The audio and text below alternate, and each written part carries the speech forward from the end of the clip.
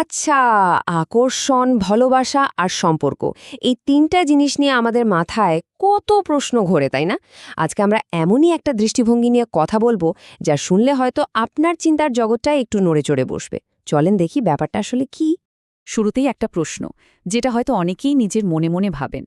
কোনো মেয়ে একটু ভালো করে কথা বললেই আমি তার দিকে ঝুঁকে পড়ি, এটা কি কোনো রোগ? দেখুন, এই একটা প্রশ্নই কিন্তু আজকের আলোচনার পুরো বিষয়টা ঠিক করে দিচ্ছে। এখানে আকর্ষণকে দেখা হচ্ছে একটা সমস্যা হিসেবে। তো প্রথম কথাই হলো, এই যে বারবার আকৃষ্ট হওয়ার ব্যাপারটা, এটাকে স্বাভাবিক বলে মনে করা হচ্ছে না, বরং বলা হচ্ছে এটা এক ধরনের অসুস্থতা। কিন্তু কেন? মানে আকর্ষণকে অসুস্থতা বলার কারণটা কি? চলেন সেই যুক্তিটাই একটু দেখি। একবার ভাবুন তো, এখানে সোজা সাপটা বলা হচ্ছে এটা প্রেম নয়, অসুস্থতা, সময় মতো এর চিকিৎসা প্রয়োজন। তার মানে এই যে লাগাম ছাড়া আকর্ষণ, এটাকে শুধু একটা আবেগ হিসেবে দেখা হচ্ছে না, এটাকে সরাসরি একটা রোগ বলা হচ্ছে, যার চিকিৎসা দরকার। আজকের আলোচনার মূল ভিত্তি কিন্তু এটাই। এই অবস্থাটাকে বোঝানোর জন্য একটা ইন্টারেস্টিং শব্দও ব্যবহার করা হয়েছে, আর সেটা হলো প্রেম রোগ। নামটা শুনলে কিন্তু একটা ধারণা পাওয়া যায়, তাই না? মানে এটা এমন এক ধরনের আসক্তি, যেটা দেখতে হয়তো ভালোবাসার মতো, কিন্তু শেষ পর্যন্ত ব্যক্তির জন্য ক্ষতিই বয়ে আনে। কিন্তু এর ফল কি হতে পারে? মানে যদি এর চিকিৎসা না করা হয়? বলা হচ্ছে এই প্রেমরোগ কিন্তু বিয়ের পরও পিছু ছাড়ে না। আর তখন এটা দাম্পত্য জীবনে অশান্তি, এমনকি অবিশ্বাস্যতারও কারণ হয়ে দাঁড়াতে পারে। ব্যাপারটা বেশ গুরুত্বপূর্ণ। তাহলে প্রশ্ন আসেই, সত্যিকারের ভালোবাসাটা ঠিক কি? এই প্রেমরোগ বা আসক্তির সাথে এর মূল পার্থক্যটা কোথায়? চলেন এই দুটো ধারণার মধ্যে যে একটা স্পষ্ট দেয়াল আছে সেটা একটু দেখে নিই। এখানে দেখুন, পার্থক্যটা কি দারুণভাবে তুলে ধরা হয়েছে। একদিকে ভালোবাসা, যেটা হলো পুরোটাই দেয়ার ব্যাপার, মানে নিঃস্বার্থ। আর ঠিক তার উল্টো দিকে আছে আসক্তি, যা স্বভাবতই ক্ষতিকর, আপনাকে আটকে ফেলে। দুটো জিনিস যেন দুই মেরুর বাসিন্দা, একদম বিপরীত। আচ্ছা, এবার আসি আধুনিক প্রেমের ধারণায়। মানে আজকাল আমরা যেটাকে প্রেম বলে জানি, সেটা নিয়েও কিন্তু প্রশ্ন তোলা হয়েছে।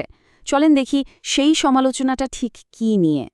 এখানে আধুনিক প্রেমের কিছু বৈশিষ্ট্য তুলে ধরা হয়েছে, যেমন সীমাহীন মেলামেশা, পরকীয়া বা লামপট্ট। বলা হচ্ছে এইগুলোই নাকি আজকের তথাকথিত প্রেমের আসল চেহারা, যা সত্যিকারের ভালোবাসা থেকে অনেক অনেক দূরে।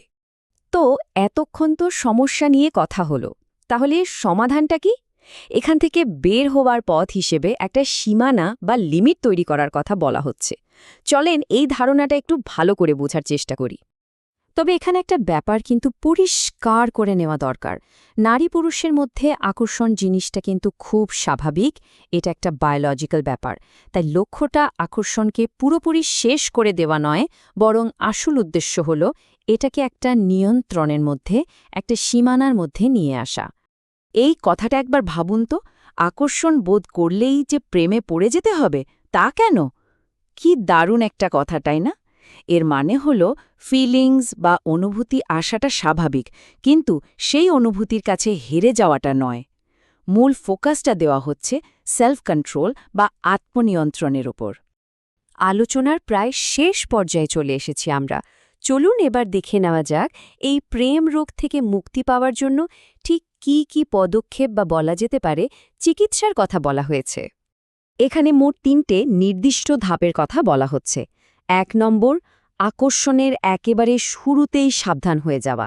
২, মনকে অন্যদিকে সরাতে তবা তবা বলার মতো কোনো একটা মানসিক ব্রেক কষা। আর ৩ নম্বর, এবং সবচেয়ে গুরুত্বপূর্ণ, কোয়ান্টায়ন নামে একটা বিশেষ মেডিটেশন বা ধ্যান করা, যেটা মনকে শান্ত আর ফোকাসড রাখতে সাহায্য করে। তো এই সব কিছু করার পেছনের আসল উদ্দেশ্যটা কি?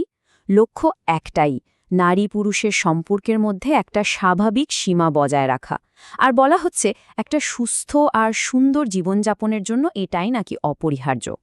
এই পুরো আলোচনাটা কিন্তু আমাদের একটা খুব বড় প্রশ্নের সামনে এনে দাঁড় করিয়ে দেয়। আর সেটা হলো, নারী পুরুষের সম্পর্কের এই যে স্বাভাবিক সীমার কথা বলা হচ্ছে, সেটা আসলে কি? এর সংজ্ঞাটা কে ঠিক করবে? আর এটা কি সবার জন্য একই রকম?